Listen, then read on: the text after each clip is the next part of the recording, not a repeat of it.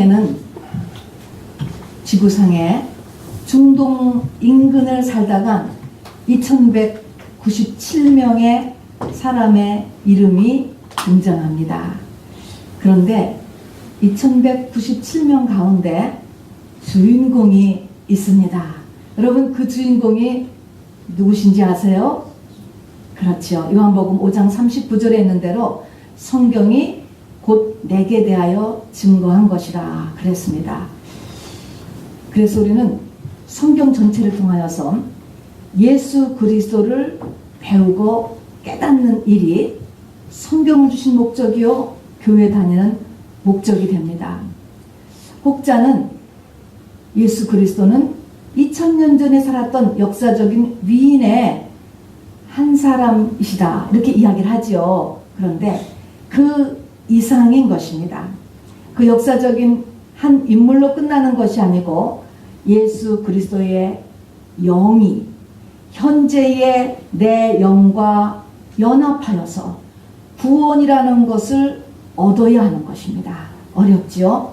이것을 복음이라고 합니다. 세상에서는 구원이다, 복음이다, 영이다 이런 단어를 쓰지 않습니다. 그런데 사람에게는 이것이 가장 중요한 것이고 또 현실에 일어난 모든 일들도 사실은 이 영혼 구원과 직결되어 있습니다. 그런데 제가 지금 말씀드리는 이런 내용들은 지식으로 또 오감으로 알 수 있는 것이 아니고 계시에 의해서 이루어지는 것이기 때문에 말을 해도 못 알아듣는 것입니다, 여러분. 어쨌든 예수, 구원, 복음 이런 것들이 이제 기독교의 내용이 되는데 이 기독교의 교리를 핵심적으로 보여주는 책이 신약에서는 무슨 책이죠? 로마서고요. 그리고 그것이 구약에서는 이사야서가 됩니다. 그래서 특별히 이사야서는 이런 기독교의 교리가 이미 구약에서 다 있기도 했지만 특별히 이사야서는 성경 전체의 축소판이라고 이야기합니다. 성경이 전체가 66권으로 되어 있는데 이사야서도 66장으로 되어 있고요. 구조도 똑같습니다. 네, 이사야 오늘 66장을 보는데 65장, 66장 이렇게 끝 두 장을 오늘 같이 말씀을 나누려고 하는 것입니다. 그러니까 이 끝에 두 장이니까 성경 전체의 끝인 요한계시록의 끝장하고 똑같습니다. 참 700년의 간격이 있는데도 너무나 어메이징하지 않습니까? 여러분이 요한계시록 성경의 맨 끝인 이 계시록의 21장, 22장을 보면 소 제목이 있어요. 뭐라고 쓰였냐면 새하늘과 새 땅 써 있습니다. 우리 오늘 읽은 이사야 65장, 66장도 소 제목을 써놓은 성경을 보면 새하늘과 새 땅 이렇게 써 있습니다. 새하늘과 새 땅이 결국은 구원의 완성 지점이요. 우리 성경의 목적지요. 저와 여러분이 가야 될 목적지가 됩니다. 새하늘과 새 땅 이거를 한자어로 하면 뭐가 되는지 아세요? 신천지예요. 그대로요. 그래서 사실은 너무나 이 새하늘과 새 땅 신천지라는 것은 너무나 좋은 말인데 우리 신앙의 고지니까 말입니다. 이것을 잘못된 집단에서 써서 지금은 쓰는 것도 이렇게 좀 이상해졌습니다. 자, 그러면은 새하늘과 새 땅이 신앙의 목적지가 되는 것이고 오늘 특별히 이 이사야서 끝장 두 장에는 이것을 함축적으로 써놨기 때문에 매우 강도 높은 장입니다. 여러분 어렵습니다. 그럼에도 불구하고 여러분 들으실 수 있을 것 같습니다.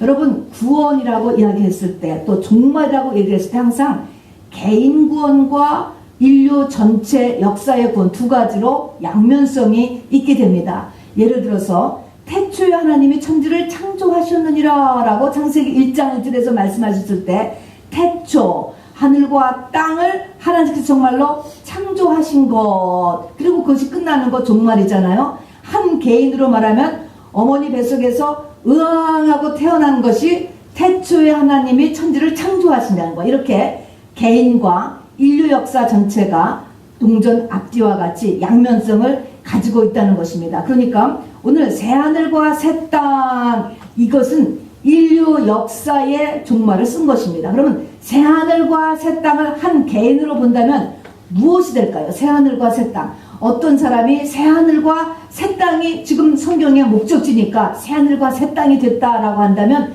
다른 말로 하면 이거는 새 사람이야. 새 사람. 저 사람이 완전히 새 사람이 되었다라고 하는 것입니다. 새 사람. 자, 여러분, 새 사람이나 새하늘과 새 땅이나 똑같은 것입니다. 그죠? 이 지구가 정말 새하늘이 되고 새 땅이 되는 것이나, 한 사람이 새 사람이 되는 것이나, 그것이 우리가 예수 믿는 목적이에요.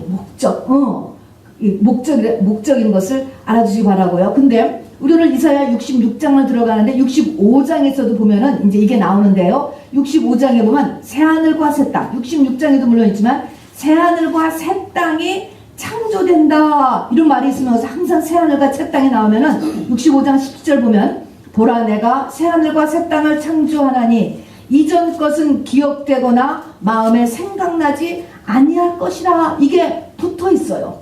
이전 것은 기억되거나 생각나지 않는다. 그러면 항상 우리가 생각될 것이, 현재에 내가 지금 삶에 영향을 미치는 이전 것들이 항상 있구나 라는 걸 우리가 알 수 있어요. 지금 나를 늘 내 영혼육에 영향을 미치고 있는 이전 것들이 있다는 거예요. 수많은 상처, 더 심각해지면 트라우마, 또 원치 않는 죽음을 겪은 것, 또 장애, 이런 것들이 다 이전 것들이에요. 근데 그 이전 것들이 지금 나에게 다 생각나고 기억나고 또 내 삶의 영향력을 미치고 있다는 것입니다. 그런데 여기 새하늘과 새 땅이 되면 뭐예요? 새하늘과 새 땅이 되면 그런 것들이 기억나지 않고 생각나지 않는다. 그런 것들이 다 끝난다는 것입니다.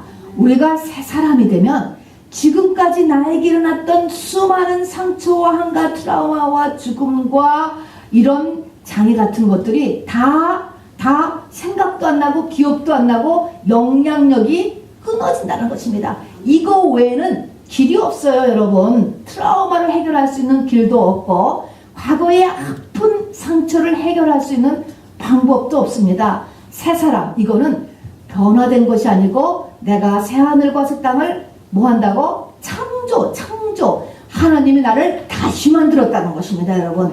이런 상태. 그러면 도대체 하나님께서 그 이전 것들은 왜 하나님께서 허락하셨는가? 여러분, 새 사람이 되기 위한 재료가 바로 이전 것들이에요. 지금 기억나고 생각나는 그 이전 모든 것들은 새 사람이 되기 위한 재료들인 것입니다. 내가 예수 그리스도로 인하여서 이렇게 새 사람이 되면 그 모든 이전 것들과 생각나는 것들은 다 약재가 되는 거야. 그러나 내가 새 사람에 도달하지 못하면 그 모든 것들은 그냥 한많은 인생일 뿐인 것입니다, 여러분. 자, 그래서 나에게 이렇게 생각나고 기억나는 것들을 하나님께서 이유가 있었구나 라는 것을 믿음의 눈으로 바라볼 수 있게 되기를 바랍니다. 그리고 해결책은 하나밖에 없다라는 것, 사실도 우리가 알아두시기를 바랍니다. 자, 어쨌든 새하늘, 새 땅, 또 한 개인으로 보면 새 사람, 또 보면 우리가 성경 보면 새노래, 새자 붙은 게 많아요. 성경에서 새자가 붙으려면은 무엇이 되면 새자가 될까? 우리 같으면 새옷, 그러면 가서 그냥 안 입어본 것을 사면 새옷이 되잖아요. 새집. 근데 성경에서 말하는 새자가 붙으려면은 뭐가 처리돼야 되는지 아십니까? 죄인 것입니다, 여러분. 하나님 앞에서의 죄 문제가 해결되면은 새자가 붙는 거예요. 새자가. 내가 지난 일주일 동안도 죄가 진실로 더 씻겨졌으면 똑같이 부르는 노래도 새 노래가 돼요. 나에게 들려오는 것, 감각되어지는 것이 다른 것입니다, 여러분. 이렇게 새자라는 것은 죄 문제가 해결되어야만 되는 거예요. 여러분, 우리의 남편이 변할 거라고 생각하세요? 우리의 아내가 변할 거라고 생각하세요? 여러분, 사람이 변한다고 생각하십니까? 변할 수 있습니다. 그런데 변하려면 뭐가 변해야 되는지 아세요? 그러니까 뭐가 달라져야 됩니까? 죄의 문제가 하나님 앞에서 해결되어야 진정으로 변합니다. 그리고 완전한 변화는 여기 있는 것처럼 새 사람이 될 때만이 완전하게 변해요. 그리고 그 전에도 죄의 문제를 진실로 내가 깨닫고 하나님 앞에서 해결돼야만 변화라는 게 일어나요. 그 전에는 사실은 변화되지 않아요. 사람은요. 그대로 가게 되어 있는 것입니다. 여러분, 오늘 이사야서는 어떻게 새 사람이 되는가, 특별히 끝에 2장은 어떻게 하나님께서 새 사람을 만드시는가 라는 것을 집중적으로 써놓고 있습니다. 오늘 그것에 대해서 하나님은 어떤 원리로 새 사람을 만들며 우리는 여기에서 어떻게 하나님과 협조를 해야 되는가라는 것을 같이 나눠들 볼 것입니다. 이사야 65장 66절에 보니까 새하늘과 새 땅을 만드는 하나님의 원리는 2가지입니다. 하나는요, 남은 자의 원리, 또 하나는 이방인 원리예요. 저를 따라서 해보시기 바랍니다. 남은 자의 원리, 이방인의 원리. 네, 요 2가지를 가지고요, 새 사람을 만들고 우주의 역사를 새하늘과 새 땅으로 만들어 간대요. 여러분, 굉장히 심각한 내용이에요, 여러분. 자, 그러면 남은 자 원리라는 거는 이제 우리가 볼 거예요. 여러분도 알고 계실 거예요. 남은 자의 원리는 알겠는데 이방인의 원리는 뭐냐는 것입니다. 뭐냐면 하나님께서는 남은 자를 만드는 것이 목적이에요. 그런데 남은 자가 안 만들어지면 어느 기한이 지나면 옮겨간다는 거예요. 그냥 계속 하나님께서 기다리시는 것이 아니고 남은 자가 나올 때가 됐는데 또 남은 자를 만들기 위해서 하나님께서 계속 기다리시고 하시는데 남은 자가 안 나오면 그대로 이방인에게 넘어간다라는 것이 이방인의 원리인 거예요. 그러니까 촛대를 다른 데로 옮긴다라는 것입니다. 그래서 우리 오늘 이사야서 65장이나 또 로마서 10장 20절에도 이렇게 이야기했습니다. 내가 구하지 아니하는 자들에게 찾은 바 되고 내게 문의하지 아니하는 자들에게 나타났노라 하는 것입니다. 다른 데로 하나님이 이방인으로 자꾸 넘어간다는 것입니다. 신명기 32장에서도요 벌써 이렇게 이 예수님 당시보다도 1500년 전에 모세가 죽기 전에 마지막 설계도 보면은 구원이 이방인들에게 옮겨지게 될 것을 이미 영으로 말씀하게 계세요. 그러니까 지금 마지막에는 이제 미전도 종족으로 이게 갖고 가는 것입니다. 여러분, 남은 자를 건지고 또 건지고 그 다음에는 미전도 종족으로 자꾸 해서 하나님이 원하시는 신부의 시절을 다 채우고 나서 끝나는 것입니다. 자, 그래서 우리 이제 남은 자의 원리, 이방인의 원리는 그런 내용이구나 라는 걸 알아두시고요. 오늘 65장, 66장 가기 전에 사람들이 외쳤습니다. 지금이나 이 이사야 때나 똑같아요. 무엇을 가장 많이 외쳤냐면, 어떻게 외쳤냐면, 우리가 어찌하여야 구원을 얻으리까? 이렇게 이야기했습니다. 구약의 백성이니까 구원이라는 단어를 쓰는 거예요. 우리가 어찌하여야 구원을 얻으리까? 이것은 다른 말로 하면 어떻게 해야 문제가 해결되리까? 그런 말이에요. 자, 여러분 여기에 대해서 한번 답을 해보시기 바랍니다. 하나님께서 우리 모두에게 문제를 허락하셨습니다. 자, 그러면 여러분도 다 어떻게 해야 내 문제가 해결되겠습니까? 이것이 어떻게 하여야 구원을 얻으리까 하고 똑같은 거예요. 자, 그러면 똑같이 이사야 시대 사람이나 또 지금이나 어떻게 해야 내 문제가 해결되겠습니까? 라고 했을 때 여러분 한번 마음속으로 한번 답을 해보시기 바랍니다. 하나님께서 뭐라고 여기에 답을 하실 것 같습니까? 이것을 우리가 알고 있어야죠. 그리고 이것이 지금 하나님께서 우리 모두에게 주시는 말씀이기도 하니까요. 이스라엘 이 백성들은 이사야 시대에 어떻게 요구했냐면, 하나님 하늘을 가르고 좀 나타나 보옵소서. 이 문제를 해결하기 위해서 기사와 이적을 좀 일으켜 주옵소서. 또 정치적인 세상적인 힘을 가진 왕을 우리에게 좀 주옵소서. 그리고 원수를 좀 하나님의 힘으로 좀 시원하게 좀 갚아주옵소서. 여호와의 팔을 구했습니다. 이렇게 했습니다. 그런데 여기에 대해서 하나님께서는 한 단어로 이야기했습니다. 하나님이 원하시는 것은 뭐냐? 네 문제를 해결하는 한 가지는 뭐냐고요? 뭘 것 같아요? 그렇지요. 회개해야 된다. 이걸 했던 것입니다. 그러면 회개를 하면 하나님께서 그 문제를 풀어주신다. 하나님이 내게 원하는 것은 깊은 회개에, 또 하나님이 원하시는 회개의 분량만큼 들어가는 것이다 라는 것입니다. 어려운 얘기예요. 우리의 새하늘과 새 땅, 새 사람이 되는 것이, 사도 바울은 이렇게 얘기했습니다. 내가 그리스도와 함께 십자가에 못 박혀 죽었나니 이제는 내가 사는 것이 아니고 내 안에 계신 그리스도께서 사신 것이라. 이것이 새 사람이 된 상태거든요. 그러면 그리스도 안에서 죽었다라는 게 뭐예요? 살아있는데 죽었다라고 하는 그 말의 다른 말은 내 회개의 분량이 찼다 하는 것입니다. 하나님이 원하시는 회개의 분량이 있는 거예요. 이것이 어느 사람이 죄가 더 많아서가 아니고요. 하나님이 요구하시는 게 있습니다. 그 회개의 분량이 채워지면 그 사람이 죽었다라고 하는 것입니다, 여러분. 자, 하나님 앞에서 하나님이 원치 않는 것들, 이런 것들을 다 잘라내는 것, 이것이 회개를 채우는 것입니다, 여러분.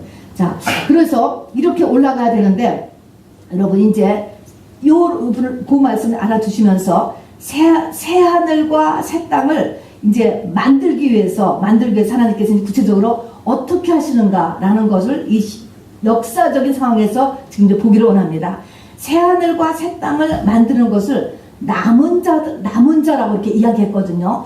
왜 남은 자라고 이야기를 했을까? 남았다라고 하면은 남지 않고 간 사람이 있다라는 얘기가 아닌 거예요. 있지 않습니까? 왜 간 사람이 있고 남은 자가 있다라고 이야기했을까?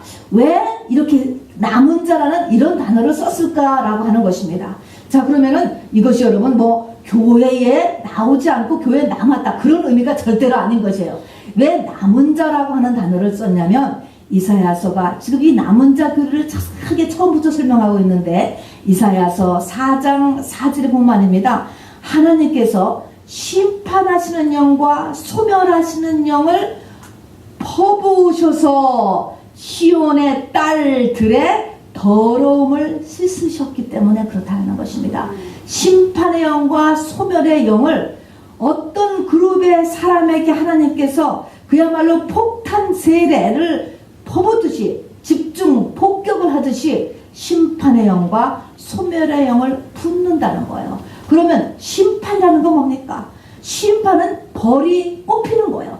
죄가 꼽히는 것입니다. 그러면 이런 심판이 막 일어나고, 그 다음에 소멸의 영을 붓는다고 그랬습니다. 소멸은 뭐예요? 없어지는 거예요. 싹 없어져.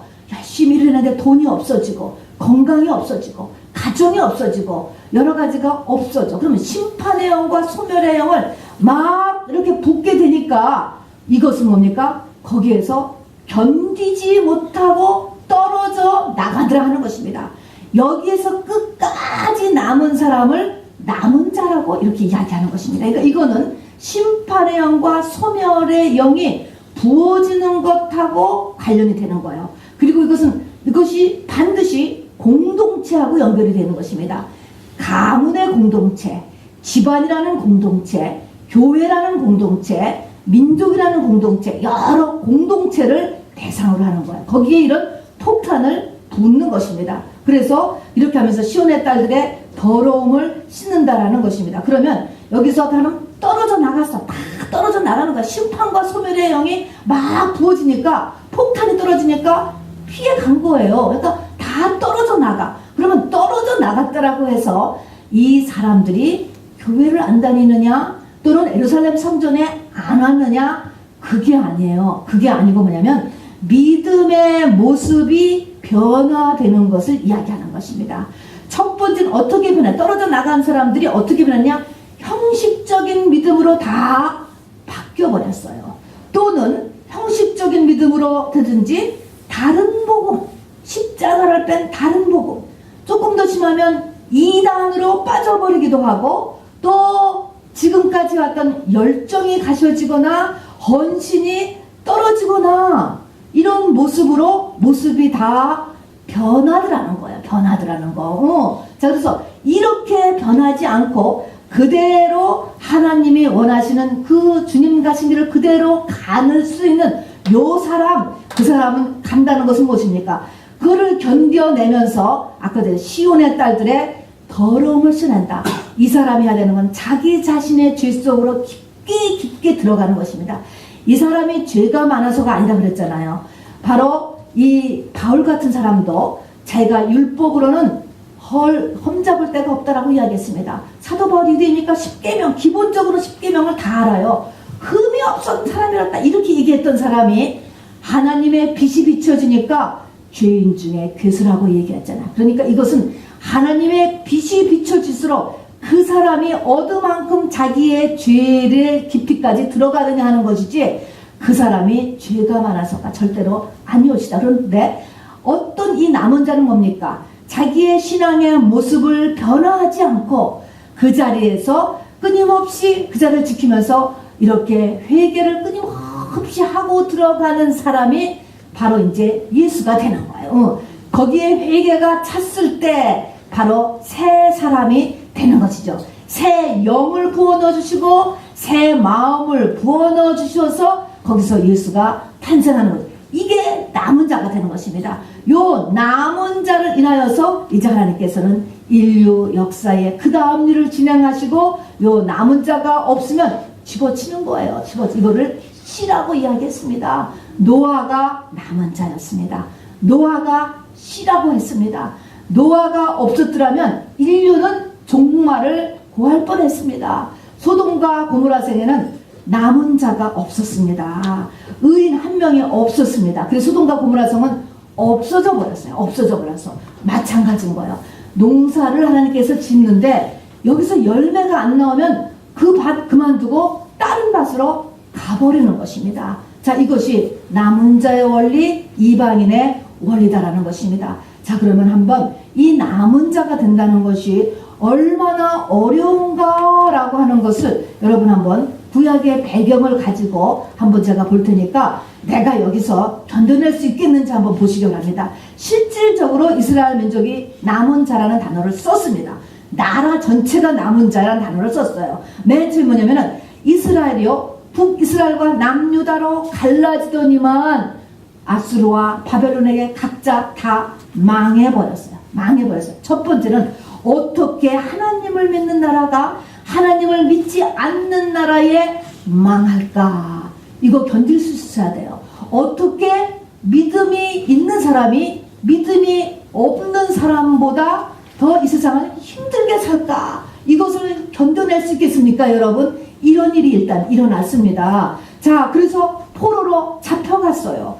그런데 포로로 잡혀가서 보니까 이 사람들이 깜짝 놀랐습니다. 지금까지 우리가 웅물한 개구리였던 것 같다는 것입니다. 가서 보니까 바벨론이 너무나 잘 사는 거예요. 너무나 발전되고 화려하고 잘 살아요. 또 무조건 포로로 잡혀간 이스라엘 사람들을 억압하는 것이 아니고 융화정책을 펴서 거기서 잘 적응하면서 살도록 해줬습니다.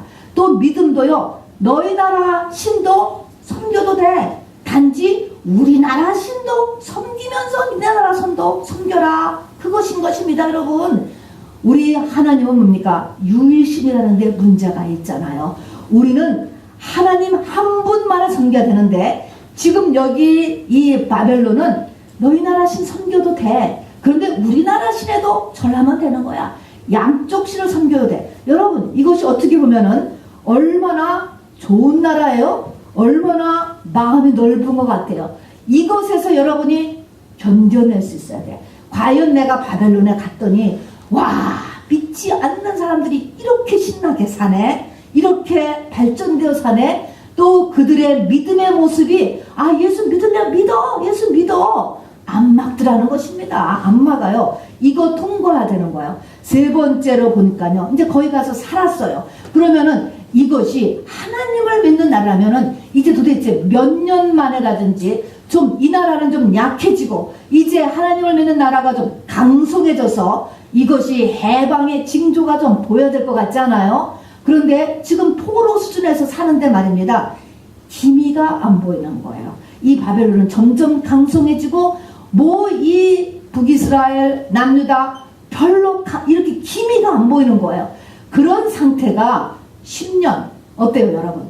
20년, 30년 이런 상태로 여러분이 지금 산다고 하고 생각해 보세요.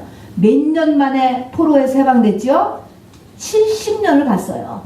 어떻게 보면 한 사람의 일생이 그 상태에서 끝났잖아요. 70년이잖아요. 그 사람은 태어나서 죽을 때까지 그 상태에 있다가 간 사람들인 거예요. 자, 이렇게 70년이라고 하는 세월이 역사적인 실제 지나갔을 때 과연 나에게 지금 다가오는 이 연단과 고난이 이만큼의 세월이 지날 때 내가 믿음이 변화되지 않겠는가? 여러분, 이것이 남은 자가 되는 과정이라니까요. 지금 내가 이것을 감당할 수 있겠는가라는 것을 지금 보는 것입니다. 여러분 이렇게 해야 돼요. 여러분, 우리 이 땅의 삶은요 일회적인 거예요. 그리고는 우리가 다 영원히 존재합니다. 여러분, 100년을 사는 게 아니고 100세 건강이 아니고 억억만 년을 사는 거예요. 그 억억만 년에 내가 어떤 스테이터스로 사느냐 하는 것이 우리의 100세 건강에서 너무나 세월을 아껴야 된다는 거예요. 우리가 이만큼의 믿음에 올라가려면 얼마나 믿음의 다른 박질을 해야 되는가라는 것을 우리가 알아둬야 되는 것입니다. 여러분, 이것 때문에 우리 예수 믿는 거 아닙니까? 영생을 얻기 위해서. 그리고 이 땅에서 믿음의 증인이 돼야 되지 않습니까? 그러면 이렇게 70년이나 계속되는 포로 생활을 견뎌내는 거야. 믿음이 변화되지 않아야 되는 거예요. 안 믿는 게 아니라니까요. 변화돼서 다 형식적인 믿음으로 다 변화되고, 타협하는 믿음으로 변화되고, 열심과 헌신이 다 떨어지고, 아니면 복음의 내용이 변질되고, 이렇게 다 변했단 말입니다. 여기서 변하지 않고 지키고 있었습니다. 자, 그런 다음에 70년 됐을 때 고레스 칙령으로 인하여서 지금 포로된 나라들 중에서 돌아가고 싶은 사람은 돌아가라라고 했잖아요. 자, 돌아가라는데 70년이 지났어. 지금 고국은 여전히 더 황폐해요. 그러면 돌아갈 때 뭐를 줘서 돌아가느냐? 대책이 없는 거야, 대책이. 그러면 내가 예루살렘 성전을 때문에, 그리고 내 나라기 때문에 돌아갈 수 있겠냐는 거예요. 다시 시작해야 되는, 완전히 다시 시작해야 되는 것입니다, 여러분. 그렇게 여기서 간신히 자리를 잡았는데 다시 시작해야 된다? 돌아갔습니다. 10분의 1이 돌아갔다라고 합니다. 역사에 의하면 그 바벨론에 잡혀간 사람 중에 지금 70년이 지나서 그 인구의 10분의 1이 돌아갔어요. 여러분, 여기까지 내가 할 수 있겠는가? 근데 돌아갔습니다. 폐허로 돌아갔더니 가서 하느님이 하시는 말씀이 거기서 성전을 지으라는 거야. 성전을 지었어요. 그런데 너무나 힘든 거예요. 정착도 힘들죠. 이 파이낸스가 1차적으로 너무너무 힘들었습니다. 그래서 짓다가 중단을 했습니다. 중단을 하고 사람들이 일단 우리가 좀 경제적으로 안정을 하고 나서 우리가 성전을 짓자라고 멈추었어요. 그랬더니 하나님께서 다시 학개와 스가랴 선지자를 일으켜서 아니다, 성전부터 지어라. 그래서 또 그 말을 듣고 그 사람들이, 소수의 사람들이요, 다시 성전부터, 집은 어떻게 되거나 말거나 성전부터 다시 지었어요. 이렇게 해서 성전을 지어냈습니다. 이것이 스룹바벨 성전인 거예요. 요 성전을 지어낸 그 사람들을 가리켜서 성경은 남은 자다 이렇게 이야기하는 거야. 성전을 지어내야 되는 거예요. 이런 과정을 거쳤을 때 거기에 성전을 지어낸 것처럼 내가 하나님의 성전이 되는데도 이런 과정과 이런 역경을 통과한다는 것을 우리가 똑같이 알 수 있는 것입니다. 어떠세요? 여러분, 우리 도전해볼 만하지 않습니까? 여러분, 노아가 120년 동안 방주를 지었다라고 했습니다.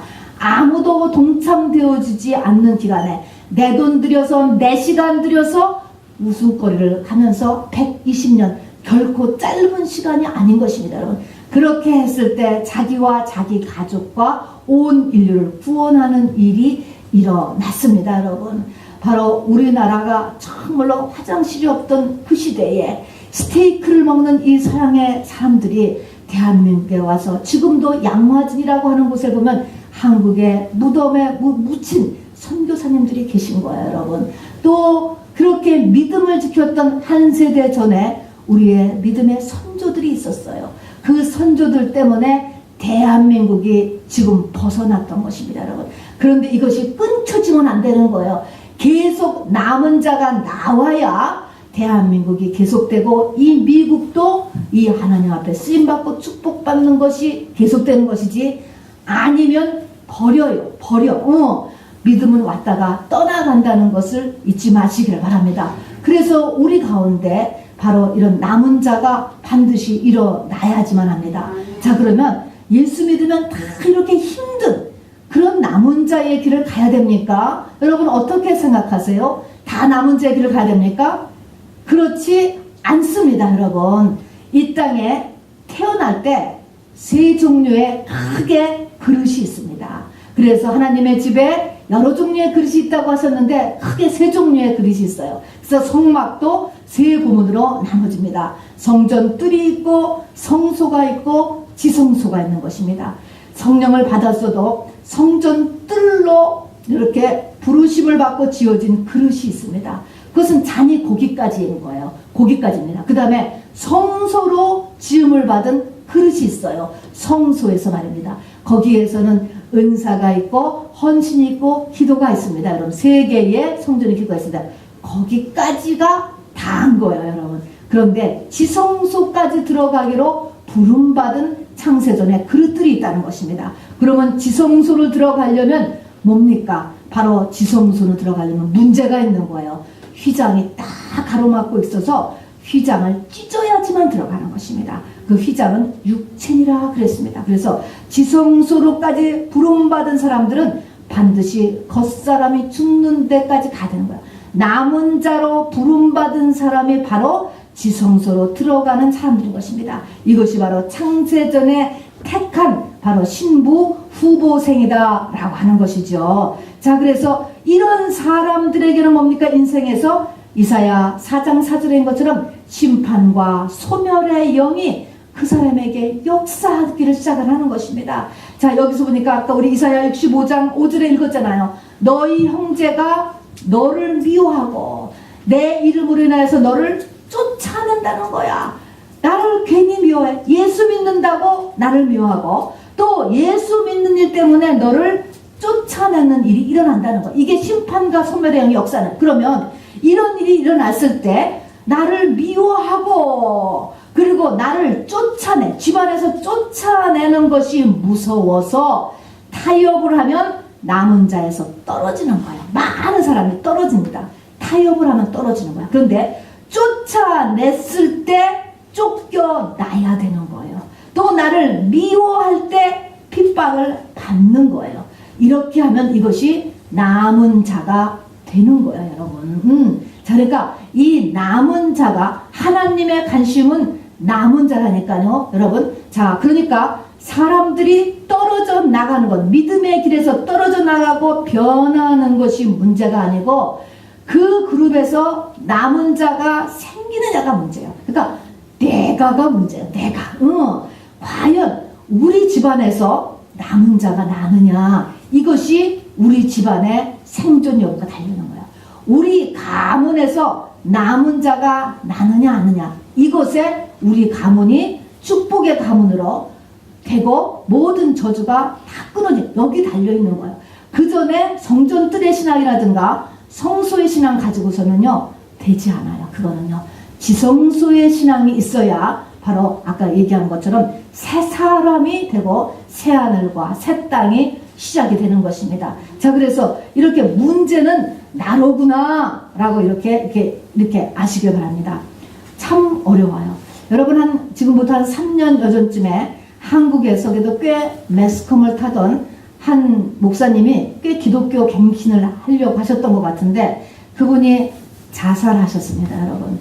또 최근에 여러분 이 메릴랜드에 도는 목사님이 자살을 시도하셨습니다. 그런데 다행히 미수에 거쳐서 돌아가시지 않았어요. 지금 이렇게 공개되지는 않고 공개를 안 하고 있지만 이런 것들은 뭐냐면은 저는 그렇게 생각해요. 그분들이 완전하지 못하지만 올바로 가려고 굳이 노력했던 분들이에요. 그런데 그렇게 어렵다라는 것입니다. 여러분 참 주의 종이 된다는 것, 참 하나님의 사람이 된다는 것, 남은 자가 된다는 것, 신부가 된다는 것이 장난이 아니에요. 굉장히 어렵다라는 것을 알아두시고 이 주님 가신 길을 똑같이 쫓아가야 되는 것인데 한없이 내 마음을 낮춰야 되며 한없이 근신하며 돌다리도 두들기며 가야 되는 거예요.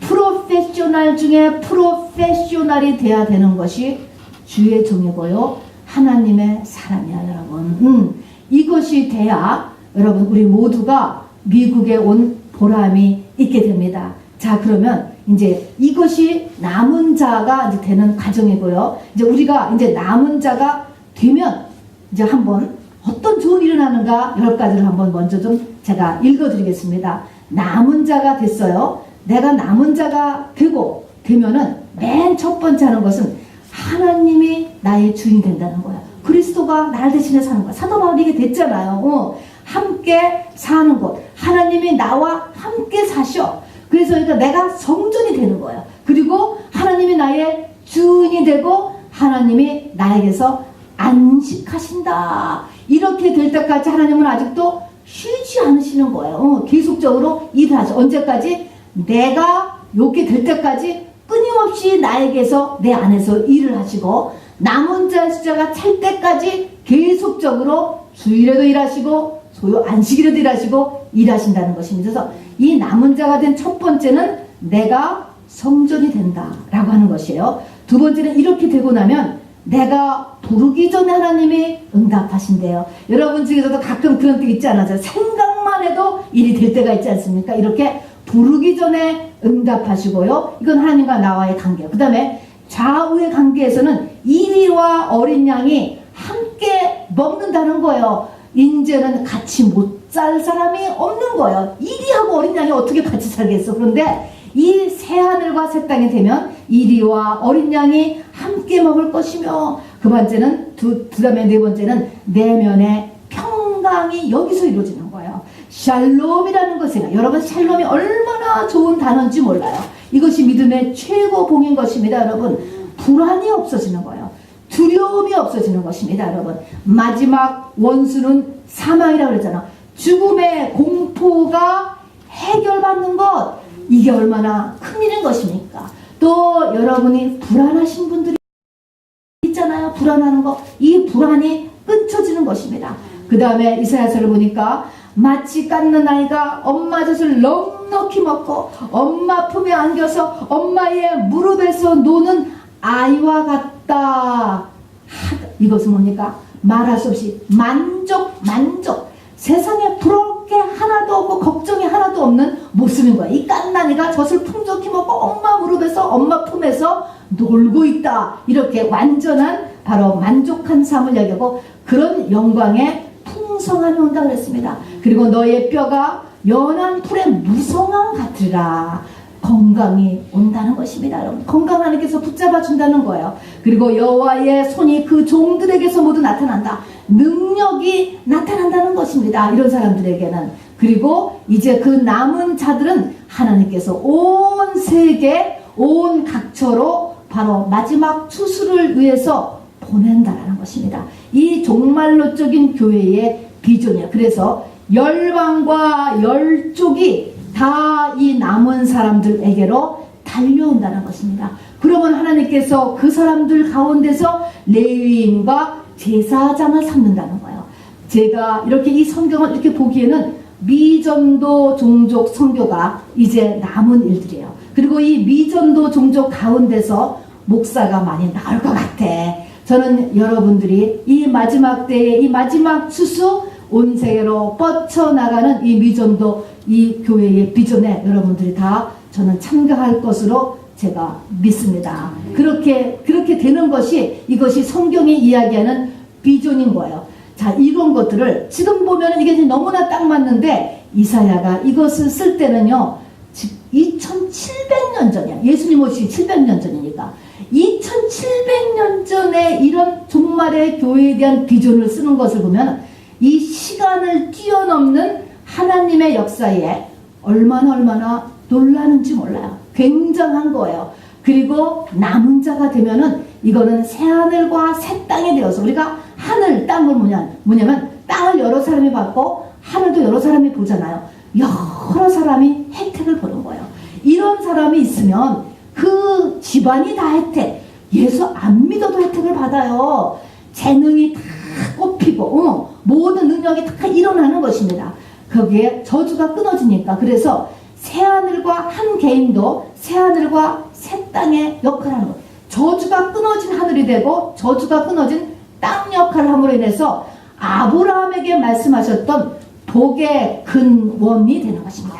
이런 사람 근처에서 복 받는 거예요, 여러분. 그래서 복의 근원이 된다는 것입니다. 이런 10가지의 놀라운 일들이 남은 자에게 여러분 있습니다. 그리고 이제 맨 끝으로는 이것이 되면 한 사람을 끝까지 기다려서 요 남은 자까지 완전히 됐다라고 하면은 그 다음에 마지막으로 하는 일이 그때까지 이 사람을 괴롭혔던 수많은 원수들에 대한 진멸이 일어난다는 것입니다. 여러분, 이때까지 수많은 우리를 누르고 괴롭히고 상처 주고 억압하고 하는 원수들이 끊임없이 나오는데, 인생 채찍이니까 이 원수들에 대한 하나님의 정확한 심판이 내가 되고 난 다음부터 시작이 된다는 것입니다. 그래서 이사야서는요, 맨 끝줄을 보세요. 이사야 66장 24절을 보면은 그들이 나가서 내게 패역한 자들의 시체를 볼 것이요, 벌레가 죽지 아니하며 그불이 꺼지지 아니하며 모든 혈육에게 가증함이 되리라. 너무나 나쁜 저주로 끝나고 있어요. 그래서 구약의 이스라엘 사람들은 이사야서를 쭉 읽다가 요 24절 맨 끝절을 빼고 읽었다라고 하는 말이 있어요. 너무나 나쁜 말이 뒤에 있기 때문에. 그런데 이것이 일부가 되는 거예요. 이렇게 하나님이 어떻게 이 인류의 역사를 또 한 개인의 이런 영적인 진행을 하시는가라는 것을 보여주는 거거든요. 그래서 이런 10가지의 단계가 쭉 진행이 되어집니다. 이제 여러분 이제 본론으로 들어갑니다. 자, 이제 내가 지금 남은 자 쪽에 들어갈까? 아니면 지금 떨어져 나가는 쪽에 들어가고 있는가? 라는 것을 오늘 보셔야 되는 거예요. 제가 보기에는 미국으로 불러오신 여러분들은 다 남은 자의 반열일 거예요. 거의 대부분이 미국까지 여러분을 불러온 분들은 창세전에 택하기를 남은 자 반, 지성소 신앙까지가 그릇으로 예비된 사람일 것입니다. 그렇다면 그렇다고 해서 이 청함을 받았다고 해서 다 택함 받는 게 아니라고 그랬죠. 또 떨어진다고 그랬잖아요, 여기서요. 자, 그러니까 내가 여기서 이렇게 남은 자의 반열이지만 끝까지 남은 자가 내가 지금 되고 있는 쪽으로 가고 있는지 떨어지는 쪽으로 지금 가고 있는지, 숫자가 어디가 더 많은 줄 아세요? 떨어지는 쪽이 많아요. 되는 쪽보다. 이것을 지금 우리가 잘 분별해서 오늘 내 신앙을 되잡는 역사가 있기를 주님의 이름으로 꼭 부탁합니다. 이 기준은 뭐냐면 2가지입니다. 첫 번째는 우리 아까 읽은 대로 말씀에 떠는 자들아, 이렇게 나와요. 말씀과의 관계가 있어요. 말씀. 2번째 기준은 뭐냐면 의지 발동하고 관련이 있습니다. 여러분, 우리를 하나님의 형상으로 만들었다는 거에서 우리 속에 자유의지를 넣어준 것이 굉장히 중요해요. 내가 자유의지를 어떻게 발동하느냐, 이거하고 내 구원하고 직결되어 있습니다, 여러분. 아무리 상황이 어려워도 내 자유의지를 어디다가 두냐면 요걸 보셔요. 그래서 두 가지의 중요한 점인데, 첫 번째는 말씀에 떠는 자들아. 오늘 65장 첫 번째도 읽은 거에서도 내가 말씀에 떠는 자들을 권고하려니와, 하나님이요 말씀에 떠는 사람들하고만 이제 상대한다는 거예요. 말씀이 안 떠는 사람은 아예 이제 상대도 안 해. 자, 그러면 말씀에 떤다라고 하는 것은 일단 말씀을 가까이 해야 돼요, 여러분. 하나님의 말씀을 가까이 해. 그 다음에 하나님의 말씀을 가까이 하면서 말씀에 대한 나의 태도와 반응이 여러분 지금 어떠고 있는가라는 것을 보시기 바랍니다. 말씀에 떠르라는 거예요. 멸망 전에는 성경이 어떻게 됩니까? 농담으로 여겨지는 시대, 말씀의 권위가 다 떨어지는 시대가 정말 아닙니까? 그래서 이 소돔과 고모라 때도 하나님의 말씀을 농담으로 여겼더라. 맞아도 그만, 안 맞아도 그만, 상관이 없다. 이것이 농담인 것입니다. 이게 농담이에요. 해도 그만, 안 해도 그만, 들어도 그만, 안 들어도 그만, 예배 한 번 더 드려도 그만, 설교 한 번 더 드려도 들어도 이런 거야. 이렇게 다 상관이 없는 거야. 이런데 말씀에 떨어야 된다라고 하는 것은 말씀에 대한 나의 태도다라고 하는 것입니다. 그러면 여러분, 말씀에 대한 나의 태도가 내가 말씀을 자꾸 무시해, 별로 반응을 안 해, 하나님의 말씀에 대해서 그냥 그러면 그렇지 뭐 그런가 보다 이렇게 하면 이사야 29장 10절에 보면 깊이 잠들게 하는 신을 그 사람에게 역사시킨다는 거야. 우리 하나님이요 가만히 계시는 분이 아니에요. 저는 너무나 우리 하나님이요 부지런히 움직이시는 분이에요. 그러니까 내가 말씀을 무시하잖아요. 아무렇지도 않은 게 아니에요. 말씀을 무시하는, 깊이 잠들게 하는 귀신을 그 사람한테 넣는다는 거야. 이 깊이 잠들게 하는 신은 무슨 신이냐? 지혜와 계시의 영의 반대선이에요. 우리가 주님을 사모하는 저와 여러분들은 날마다 지혜와 계시의 영을 달라고 얼마나 기도합니까? 기도 제목에 쓰잖아. 그 반대 거가 나한테 들어온다는 것입니다, 여러분. 그래서 깊이 잠들게 하는, 점점 몰라? 성경을 점점 못 알아듣겠어? 점점 못 알아듣겠어, 여러분? 그렇게 돼. 이상한 거에만 자꾸 끌려. 그리고 이렇게 된단 말이야.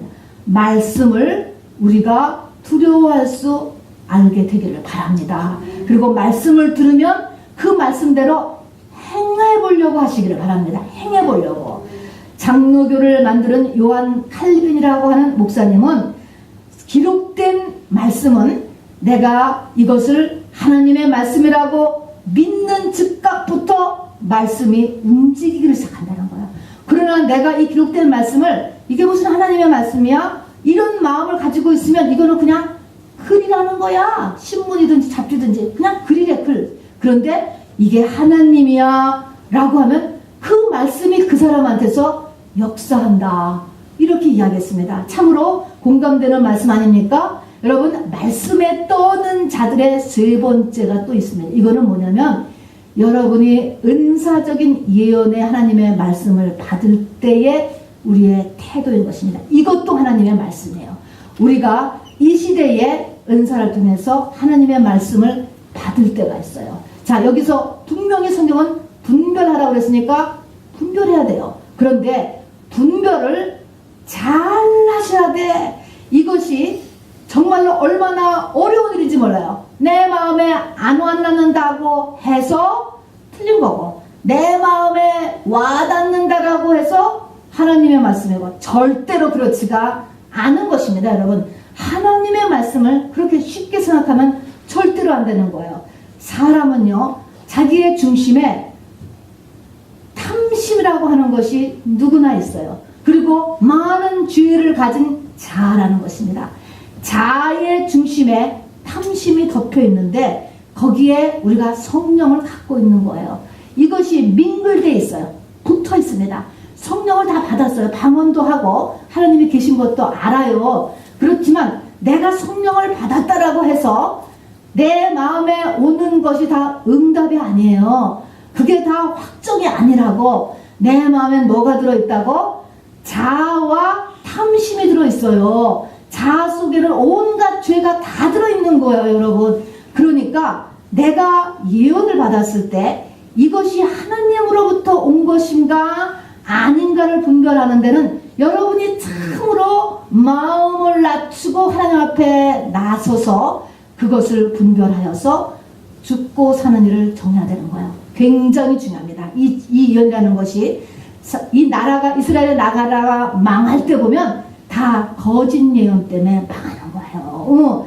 예언을 잘 받아들여야 돼. 이거는 사람을 확 세우기도 하고 확 망하기도 하고 아주 망하기도 하는 게 예언에 대한 해석이에요. 그래서 거짓 예언이 많은 거야, 여러분. 그러니까 예언을 잘 분별하고 내 마음에 온다라고 해서 이것이 응답받은 게 아니라는 것을, 우째 보통 때 신앙생활을 잘 안 하면서 자기 마음에 오는 것을 하나님의 응답이라고 어떻게 감히 그렇게 생각할 수 있습니까, 여러분? 이것의 말씀에 떠오른 자세를 우리가 가지고 있어야 돼요. 에레미야서 36장 22절에 보면 유다가 멸망 전에, 유다라는 나라 멸망 전에 남유다가 여호와킴이라고 하는 왕이 있었잖아요. 여호와킴에게 에레미야가 예언을 했습니다. 그 예언을 했는데 왕이에요. 이스라엘의 왕이라고요. 여러분, 믿음 없는 사람이 아니라고요. 그런데 에레미야가 예언을 보냈을 때 그 예언을 칼로 쫙쫙 찢어서 화롯불에다가 던져버렸어요. 화단다 이거죠. 대적하는 것이죠. 우리도 화나잖아요. 자존심 건드리고 내 죄를 건드렸을 때 여러분 다 죄가 이렇게 올라오는 것입니다. 그래서 여호와kim 이 왕이 짝짝 찢어가지고 화로에 넣었을 때 하나님께서 그 모습을 보시고 그 짓 때문에 3가지의 화를 더하셨어요. 그것이 그대로 이루어져서 바로 멸망하게 되었을 뿐만 아니라 나라가 멸망했을 뿐만 아니라 본인도 자식도 죽고 본인도 비참하게 죽고 많은 일들이 그대로 이루어진 것이 성경에 써놓고 있습니다. 자, 그래서 우리가 말씀에 떠는 자들이라고 하는 것은 하나님을 조금 더 우리가 두려움으로 대하는 자세가 우리에게 필요합니다. 그러니까 내가 지금 이게 기준이라고 했어요. 내가 어느 만큼 이런 사람인가 라는 것을 좀 생각해 보래요. 나는 정말 하나님의 말씀에 지금 떠는 자인가? 아니면 내가 교회 이렇게 지금 나와 있지만은 별로 상관 안 하고 살고 있는가? 그러면 나도 모르게 지금 남은 자에서 지금 삐껴나가고 있는 것입니다. 그러니까 되돌리셔야 되는 거야. 기도 제목이 되어야 된다는 것입니다. 2번째는 뭡니까? 의지 발동을 해야 되는 거예요. 무슨 의지 발동을 해야 되느냐? 교회 오면은 모든 것이 베네핏이 있고 모든 것이 넘치면 교회에 오는 거에 의지 발동을 할 필요가 없어. 할 필요가 없다고. 주의 종의 길을 가는 것이 모든 게 풍족하면 의지 발동할 필요가 없는 거예요. 이 의지 발동을 하라고 하는 것은 환경이 날마다 절망이요 날마다 침체당하는 삶이 다가오기 때문에 그런 것입니다. 소멸의 영과 심판의 영이 퍼부어지기 때문에 삶이 절망과 그리고 이 침체로 막 퍼부어지는 것입니다. 이런 가운데 우리가 의지 발동을 해야 된다는 것은 무엇입니까? 첫 번째가 마음을 지켜야 돼요. 여러분, 이런 때 우리 마음이 낙심을 하거나 포기를 하거나 아차하면 자살에 정말 이르는 거예요. 여러분, 너무너무나 비참한 거예요. 제가 아는데 이 메릴랜드에서 이 자살을 시도했다 그랬잖아요. 얼마나 힘들었으면 다 아는 분이 그렇게 했을까 하는 거예요. 이거 뭐 목사님만 그러겠습니까? 이게 이게 지금 이 남은 자로 이 택함 받은 사람의 길이 다 이렇게 올바로 가려면 어려운 거야, 여러분. 자, 그래서 이렇게 했을 때 마음을 지켜야 되는데, 여러분, 제가 이 성경에서 가르쳐주는 첫 번째는요, 기뻐하는 거야, 여러분. 내 마음이 어떤 거에 상관없이 무조건 기쁨으로 의지를 바꾸세요, 여러분. 이것이 굉장한 역공격이 돼요, 역공격. 그냥 우리가 낙심을 쫓아버리기도 하잖아요. 또 우리가 절망을 쫓아버리기도 하잖아요. 우울을 쫓아버리기도 하잖아요. 그것도 필요하지만 거꾸로 마음을 확 기쁨으로 바꾸는 것이 큰 이렇게 우리의 무기인 것입니다. 그래서 쉬지 말고 기도하고 항상 감사하고 또 기뻐하는 것이 얼마나 큰 무기인지 모르겠습니다. 그래서 그 중에서도 첫 번째가 가장 파워풀한 것이 기쁨이에요. 기쁨. 그래서 기도도 하고 강한 기도하고 기도로 나오죠. 그 다음에 감사를 찾죠. 그렇지만 기쁨으로 마음을 확 바꾸시기를 바랍니다. 의지로 할 수 있는 것입니다. 자, 두 번째는 말입니다. 환경이 우리를 압박하지 않습니까? 환경을 보면 금방 물에 빠지는 것입니다. 이거는 사람은 누구나 똑같은 거예요. 베드로 같은 사람도 바로 깜깜한 밤에 바로 아무 무장도 없고 대책도 없는데 물 위에 떠 있구나 생각을 하니까 풍랑을 보고 바로 그대로 물에 빠져버렸습니다. 우리는 그런 존재로 지어졌습니다. 그런데 이렇게 환경이 준 압박감하고 믿음이라는 것은 싸우는 것입니다. 이 압박감에 눌려지지 않는데 어디로 이 마귀는 우리를 공격하느냐? 죽을 것 같은 두려움을 주는 거예요. 그래서 우리가 죽기를 각오하고 싸워야 돼요. 그러니까 죽으면 죽으리라 하고 환경하고 싸우는 거예요. 자, 굶어 죽을 것 같다 그러면 굶어 죽을려면 죽어라 하고 싸워야 되는 것입니다. 이게 안 하면 이 스테이터스를 못 벗어나면 스테이터스를 벗어날 때까지 그 시험 패스할 때까지 그 자리에 있는 거야. 그 자리에. 시험은 패스를 해야 올라가는 것입니다. 그래서 얼마나 어렵습니까? 그래서 사람이 가장 무서워하는 죽음. 그래서 죽고자 하는 자는 산다. 그래서 죽으면 죽으려는 생각을 하고 믿음으로 환경을 밀어내시길 바랍니다, 여러분. 그래서 여러 가지 우리를 물에 빠뜨려 쓰러뜨려 죽일 것 같은 그러한 환경이 몰려올 때 여러분이 절대적으로 환경을 오래 바라보고 있지 마세요. 문제를 너무 골똘하게 생각하지 마시기 바랍니다. 하늘 앞에 아뢰으면 됐어요. 그 다음에는 말씀으로 들어가시기를 바랍니다. 여러분 기뻐하시기를 바랍니다. 자, 그래서 이렇게 내 건강에 대해서도, 명예에 대해서도, 가족에 대해서도, 돈 문제에 대해서도, 교회에 대해서도 이렇게 죽으면 죽으리라 라고 하는 밀어붙이는 믿음의 싸움을 하셔야 됩니다. 세 번째는요, 말씀을 붙잡을 줄 알아야 돼요. 감정에서. 이게 다 의지발도입니다. 얘기했잖아요. 내가 임산케 하였은즉 해산케 아니하겠느냐. 하나님이 말씀하셨습니다. 박스에 넣습니다. 임산이라는 것은 임신하는 것입니다. 내가 너를 예수 낳을 수 있도록 임신케 했다는 것입니다. 아들은 예수 낳는다는 거예요. 내가 너를 임신케 하였은즉 너를 해산하지 아니하겠느냐. 네가 해산하려고 하면 하나님이 너를 도우신다는 거예요. 그래서 이렇게 기도하니까 불어하기 전에서 생산하고 고통당하기 전에 아들을 낳았다. 도와준다는 거야. 순산한다는 거야. 막 이렇게 어떻게 애를 낳을까 막 겁을 먹었는데 여기 보니까 그렇게 불어도 하기 전에 아들을 낳아버렸다. 이렇게 하나님 앞에 말씀을 붙잡고, 그런 하나님 아닙니까? 또 하나님께서 우리를 도와준다는 약속의 말씀이 얼마나 많습니까? 그 말씀을 붙잡고 하나님 앞에 말씀 붙잡고 하면 하나님께서 이렇게 고통 전에 불어 전에 순산을 아들을 갖다가 시켜주시고 또 꼭 아들을 갖다가 해산케 해주시겠다는 약속인 것입니다. 그 다음에 네 번째 해야 될 것입니다. 하나님께서 이 남은 자들을 살리기 위한 하나님의 24시간 중에 시간이 있어요. 그 시간에 특별히 하나님께서 도와주는 시간이 있는 것입니다. 언제일 것 같으세요? 언제? 그 시간이 새벽이지요. 이사야 50장, 이사야서는 전체가 이 남은 자에 대한 메시지인데 이사야 50장에 가서 보면은 말입니다. 하나님께서 학자의 귀를 주고 학자의 혀를 새벽에 주신다는 거예요. 새벽에 네 귀를 여신다는 거예요. 그래서 하나님께서 너를 지혜를 주시고 너를 붙잡아 주신다는 거야. 그래서 이 학자의 귀를 얻고 학자의 혀로 말씀을 받음으로 인하여서 이사야 50장에 보면 내가 거역지도 아니하며 뒤로 물러가지도 아니하며 나를 때리는 자들에게 등을 맡기며 수염을 뽑는 자들에게 뺨을 맡기며 수욕을 피하려고 내 얼굴을 가리우지 아니하였느니라. 내 얼굴을 부싯돌같이 붓게 하였다 했습니다. 우리가 이 일을 어떻게 할 수 있겠어요? 어떻게 우리의 마음과 우리의 얼굴을 이렇게 다이아몬드 같이 굳게 하면서 우리가 어떻게 살 수 있겠어요? 예수 잘 믿는 사람들은요, 예수 믿다 보면 우리의 마음이 더 여려지는 거야. 더 여려져서 더 상처를 잘 받거든요. 그런데 어떻게 다이아몬드 같이 이렇게 굳은 마음, 어떻게 의의 방패를 더 강하게 갖고 우리가 살 수 있겠냐는 말인 것입니다. 또 어떻게 나를 때리며 내 수염을 뽑으며 나에게 뺨을 이렇게 때리면서 수욕을 침을 뱉는 사람들에게 어떻게 얼굴을 가리우지 않고 내가 어떻게 도망가지 않고 있겠냐는 것입니다. 이거는 하나님이 힘주시지 않으면 못하는 거예요. 이걸 언제 하느냐면은 바로 새벽에 한다는 거예요.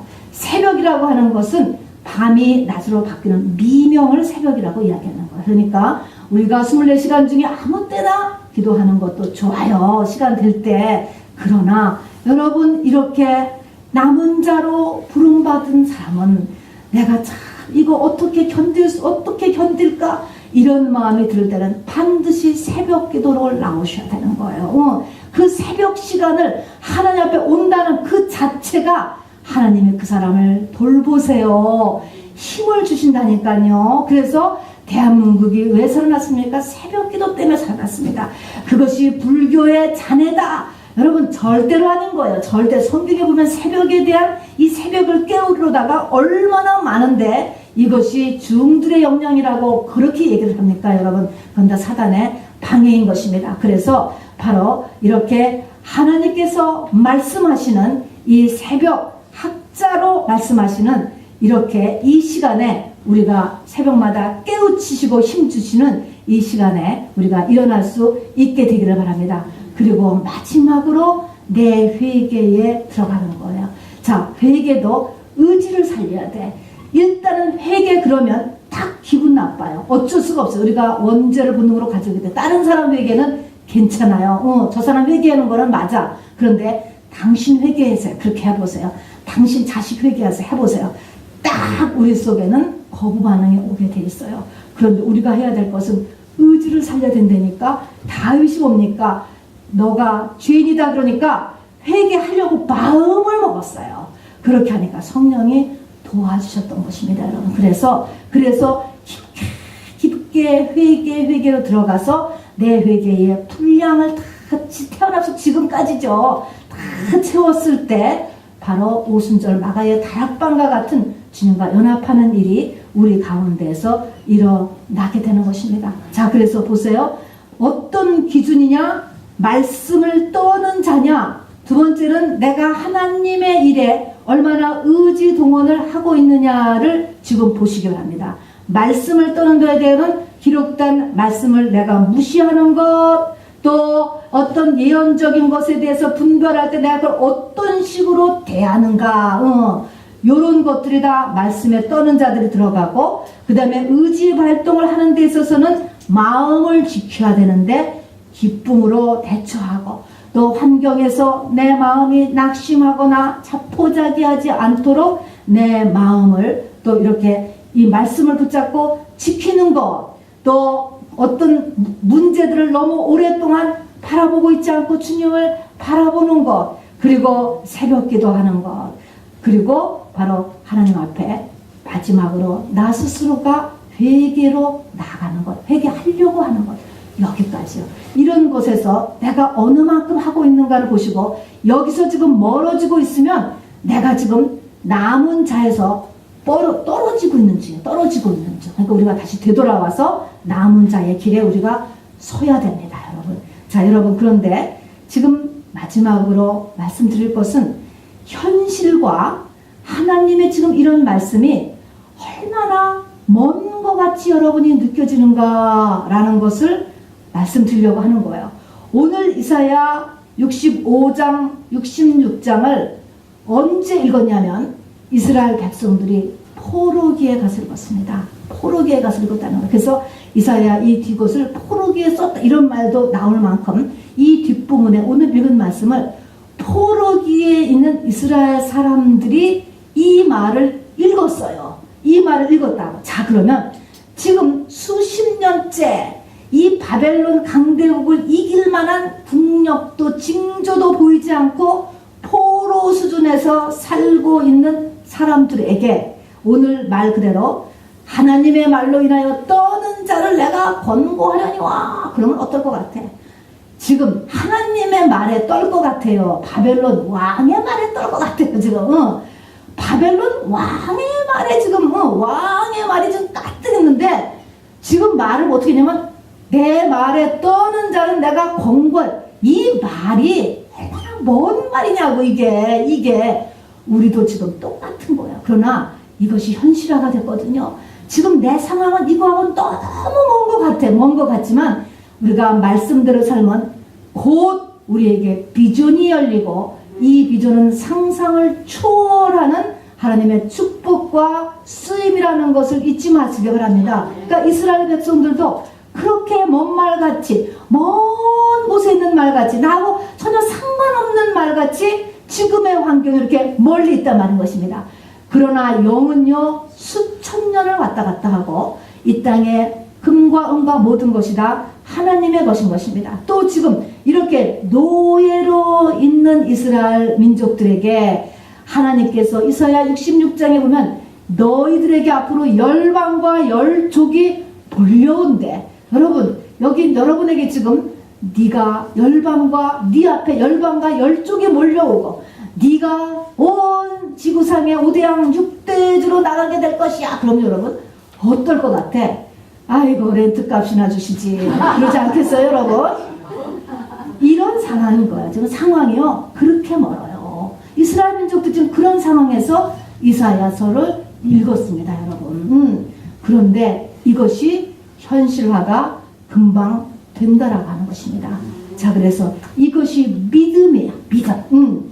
현실의 것이 나에게 어느 만큼 깊게 뿌리를 잡느냐, 아니면 믿음으로 보이지 않는 것을 보느냐, 이것이 우리의 믿음이라니까요. 하나님은 그렇게 보셔요, 여러분을. 우리는 육으로 보니까 렌트값이나 달라고 지금 이렇게 이야기하고 있는데, 하나님은 그런 육을 보는 게 아니고 영을 보시고 일어날 영의 세계를 보신다는 것입니다.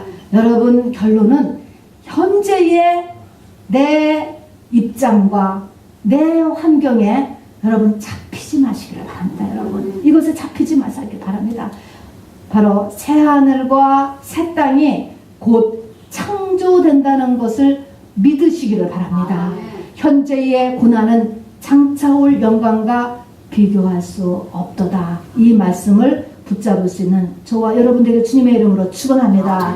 이 우리 디아스포라 한국인들 가운데서 남은 자가 나와야 됩니다.